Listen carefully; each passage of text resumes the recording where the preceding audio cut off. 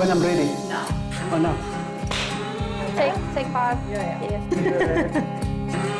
When I was growing up, I thought I was going to be a nurse. I think it was that background growing up, this is all you know, and that's it. So my parents at first, when I said marketing, they're like, huh? What? What does a marketer do? When I was growing up, I wanted to be a dancer. I wanted to star in Step Up. You know the movie, the dance movie. I watched Generations and I liked Queen because she knew everybody's business. So I wanted to become a secretary. My mom thought I was crazy. I didn't have a profession, I didn't say nurse, doctor, I just wanted to change the world. For some reason, I just wanted to be a bank teller. I had an elder brother who worked in Botswana. He was a bank teller and he will come home driving a nice car. I don't think I'm intelligent enough to calculate the change and serve customers in that way.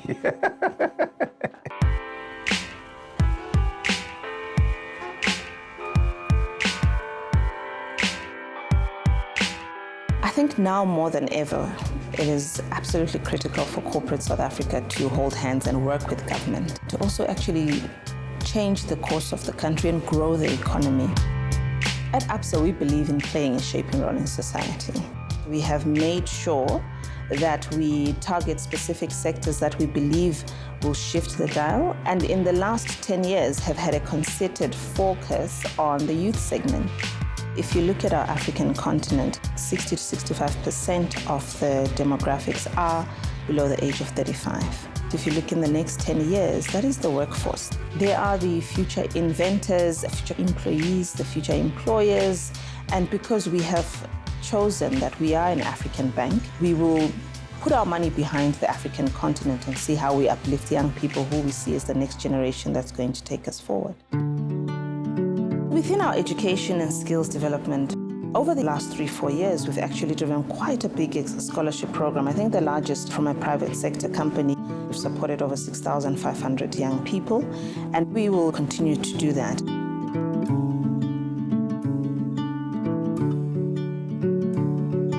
Without ABSA, I wouldn't be where I am today. When I found out that I made it to medicine, I didn't believe it. I told my mom, I was like, are you sure? I checked again, checked every single day just to make sure that I'm not reading it wrong. Then it sunk in. I'll become a doctor in a few years. I'm majoring in genetics and physiology. We are made up of cells, and each of those cells contain DNA. And DNA is just a series of genes that encode for proteins. And those proteins, if they mess up, that's what a genetic disease is. So if we can fix that, it'll help a lot of people. Varsity fees are extremely expensive. Neither of my parents are high-income earners. So ABSA's scholarship has definitely allowed me to avoid taking out loans and accumulating debts. It really is such a privilege and an honor to be part of the scholarship program. In my family, I'm the first generation to go to varsity. I really can't put words to the feeling knowing that finally someone sees my potential. Someone wants to see me become the woman that I see myself becoming one day.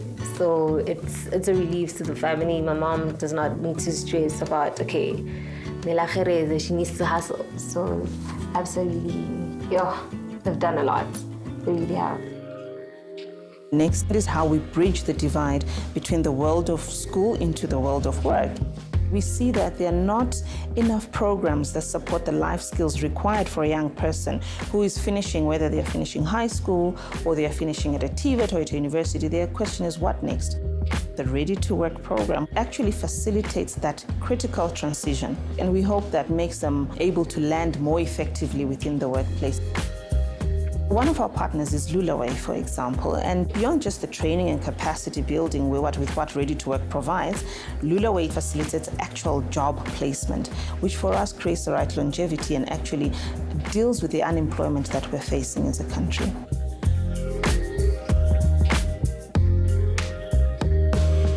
After completing my qualification, I was looking into venturing in something in transport and logistics. The thing that made it difficult is that the companies were looking for experience. So I'm fresh from TVET college, I have no working experience. So now, what do I do? EPSA is actually investing a lot in the youth. The ready-to-work readiness training trains you on how to handle yourself in a workplace environment. It helps you in how to spend your money, how to save as well. After Ready to Work, I felt really confident that I could, get into the workplace. I can actually provide what's been asked for me. What's crazy about it is how my relationship with Lulaway is a full circle now. I came here for an interview for a call center position. I got interviewed by the recruiter and she actually considered me for another position in Lulaway, which is a junior recruiter. That's what I'm currently doing at the moment. Now I am able to help candidates that were like me that are looking for a job, not knowing are they going to get back to me or not, but when they are registered with Lulaway, it is guaranteed that they're going to receive that call or that SMS from me. Because we're a bank and we operate within the financial services sector, one key focus area for us is financial management, financial literacy training, upskilling within that space.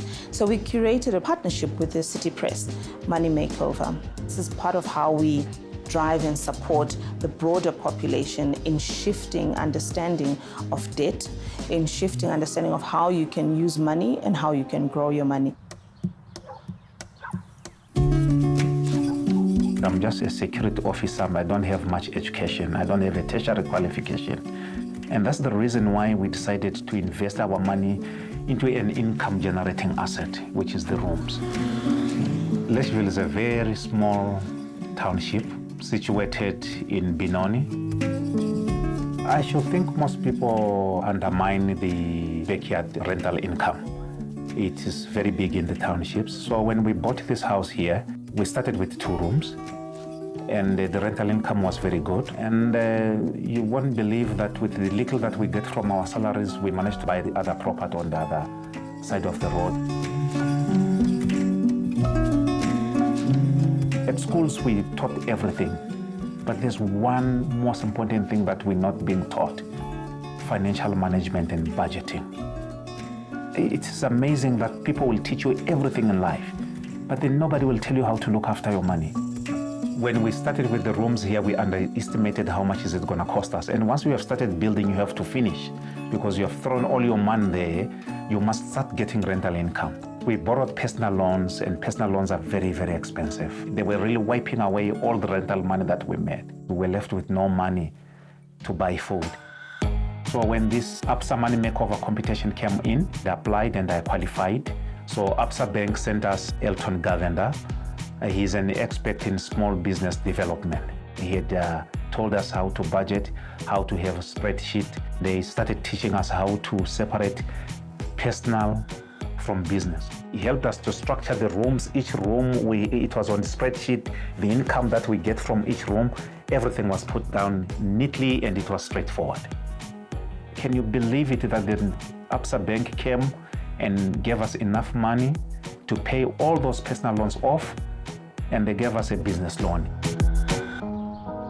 It's not only about going after profits, it's about to improve the lives of our people as well. We have invested into the community in that way because now tenants are moving from informal settlements into decent, proper houses with running water, with built-in toilets, with electricity as well. I will retire comfortable because this business will be able to look after me. That's what really makes me feel empowered and very, very thankful to a big bank like ABSA.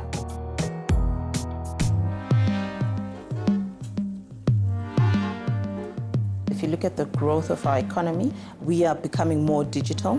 And if you look at the growth in the township economy or in the rural economy or peri-urban economy, it is actually the small, medium-sized enterprises that drive those economies. So our investment within that space become important. The idea was people sit around the fire and they tell stories. Campfire has now evolved. The business now, there's brand activations, and then there's where we help SMEs tell their brand stories. Running your own business, I always say it's not pap and place. I thought initially, I've been in corporate for 14 years, I can do this. But when you are actually running your own business, it's a different ballgame altogether. 2017, I attended a program, one of ABSA Women in Business event, and then they introduced a program called ABSA Enterprise Development that is aimed at assisting SMEs to effectively run their businesses. Being part of the ABSA Enterprise Development Program has helped me manage my finances. And then the other key thing for me was being in a network of people, because when you run your own business, it can be lonely. So it's not only about getting that financial skill or that strategy skill. Anda is one amazing woman who actually has been part of our programs and has benefited. And you'll see that from the very beginning where we trained, supported her, but actually has come full circle. Beginning of 2018, Campfire was selected as one of the service providers to work with the ABSA SMEs. It's amazing to be in a situation where you're working with SMEs and you were once in that position where you're not sure where your brand is at, and to assist them now to build long-lasting brands. You can see how my desire to make a change and make a meaningful contribution, and my choice to work in this bank and be part of this journey, I think has been most fulfilling. The fact that the CEO, the chairman, and the exco drive and believe in this agenda and support it allows us to make the difference that we want to make. And I find that I actually am not only just driving, but fulfilling the purpose, my purpose as an individual. And what better time as a young Black woman to be doing this in South Africa.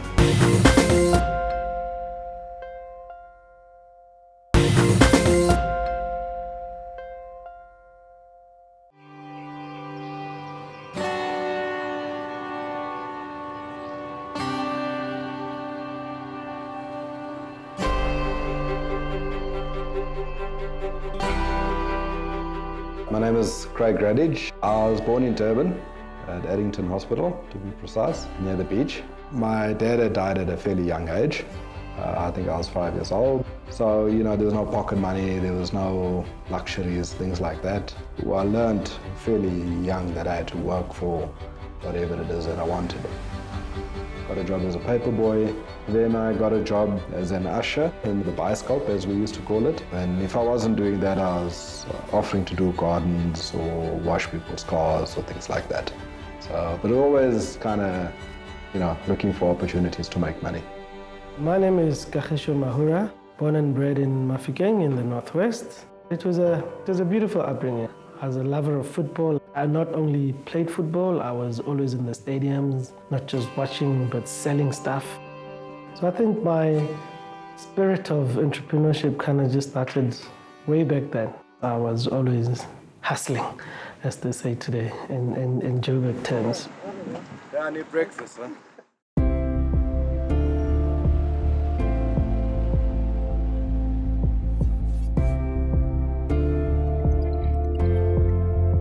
2 years before and leading up to 2007, when we were still at Old Mutual, was the season of public BEE deals. I think there was Tembeka Capital had launched, MTN Asonge had launched, Putumanati had launched. So there were a lot of these blue chip companies that were coming out and offering the black public shares to participate in the BEE schemes.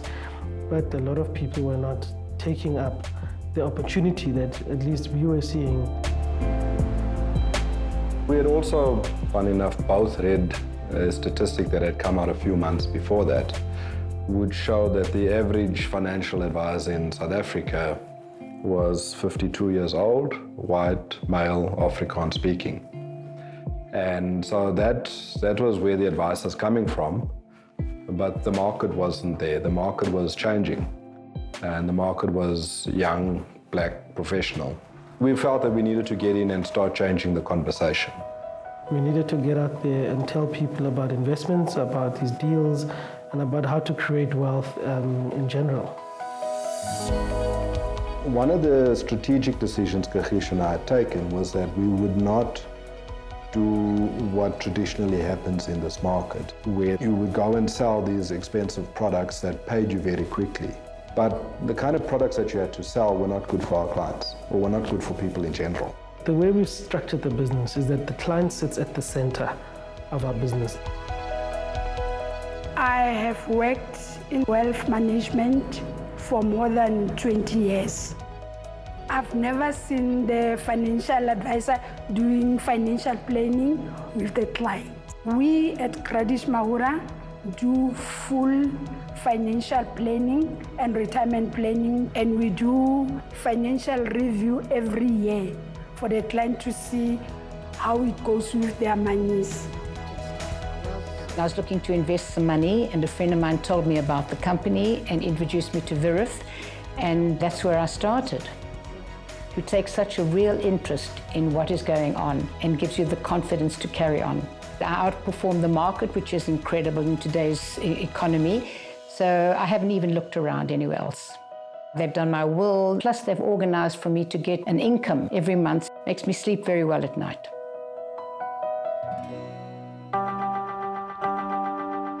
As people of color, we were taught the best banking is your mattress banking. Only 20% of Black people have retirement annuities in place.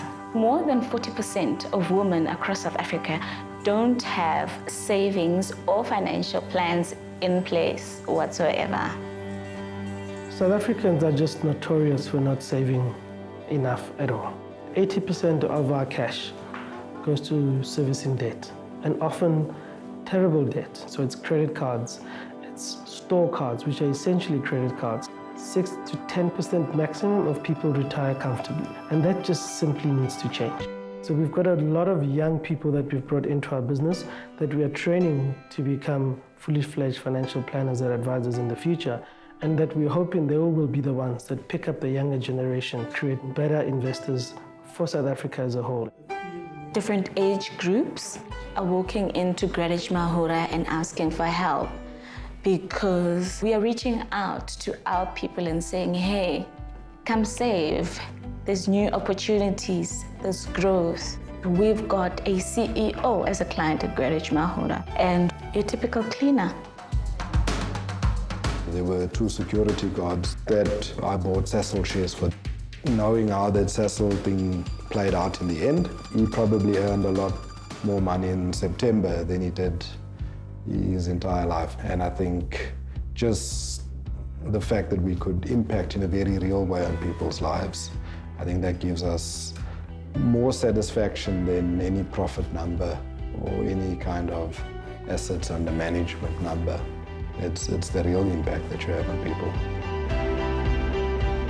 When we started the business, we were very much describing ourselves as a Black wealth management business, servicing the Black professional market.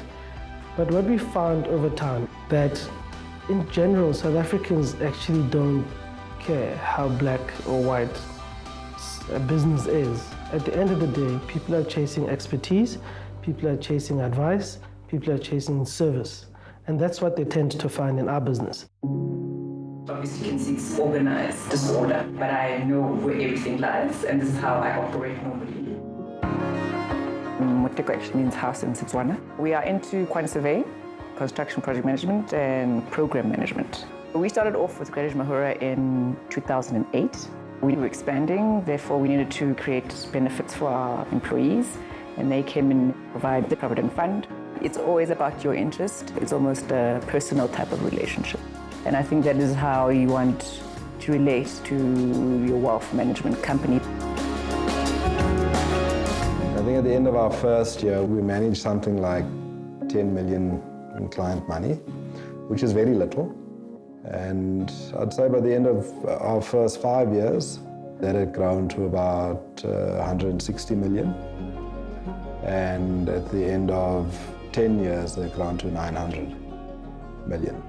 So it's certainly exponential growth. But I think what's special to us is the fact that we've built a South African business, because those assets have come from across the population spectrum, across the age spectrum, across the gender spectrum, and we have a client base that we're very proud of.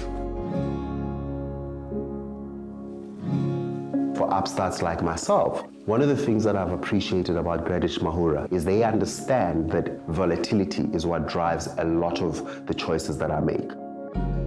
When I finally made the decision that I was now going to go on my own, I realized that I needed partners like Gradish Mahura Investments who would say to me, Masedi, it is best that you consider doing things in this particular way.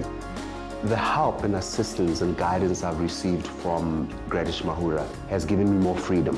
And that is because I now no longer have to worry as much about financial matters and the future and what that looks like. Yeah, I think the one thing about Khaltsha is like, he and I played golf together in Ireland. He couldn't play at that time, and he almost took me out because I saw the ball coming past me. And I could see the brand of the ball and all of that. But he's actually an excellent golfer today.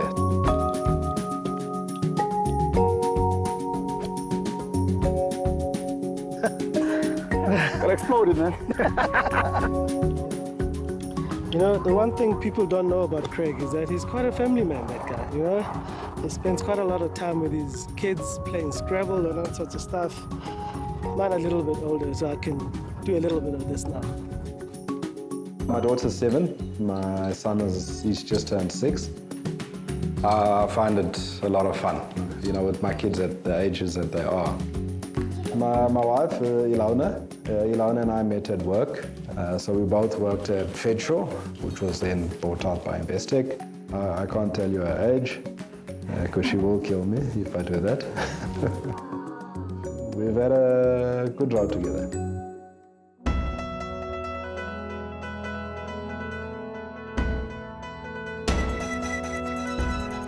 In August of 2016, we were awarded the FPI Approved Professional Practice. And across the country, they've only approved about 14 or 15 businesses. That for us was a huge accolade. And then 10 years to the day since the company was incorporated. So it was the 26th of June 2018. We had the Intellidex Top Private Bank and Wealth Manager Awards. When the first award was announced, this was the award for the top lump sum investor category. And we won that award. So I was a bit gobsmacked because that's a highly contested award. And then the next award was for young professional, and we won that. And then later on they had the award for top boutique manager, and we were not there. We weren't in the top 5. What we subsequently found out was because we had won the overall award. And when they did announce the overall winner, I just stood there. I mean, the team was going wild, and I just stood there with my hand over my mouth, looking at the names on the board. We're looking forward to the growth that lies ahead of us and see what it means for the team and how they grow as well with the business in their personal capacities. The culture we've created in this business is absolutely exciting. If nothing else, if this business doesn't go anywhere, I can tell you it's been a fantastic 10 years. We sing together, we dance together, we have a whole lot of fun in the business. We cry together as well. It's the business that's geared highly to high performance, but it's also at the same time a business that has a lot of fun. We've built the business to this point. The challenge is now to continue living up to your promise. But I think the most important thing is that our clients will always remain at the center of everything that we do.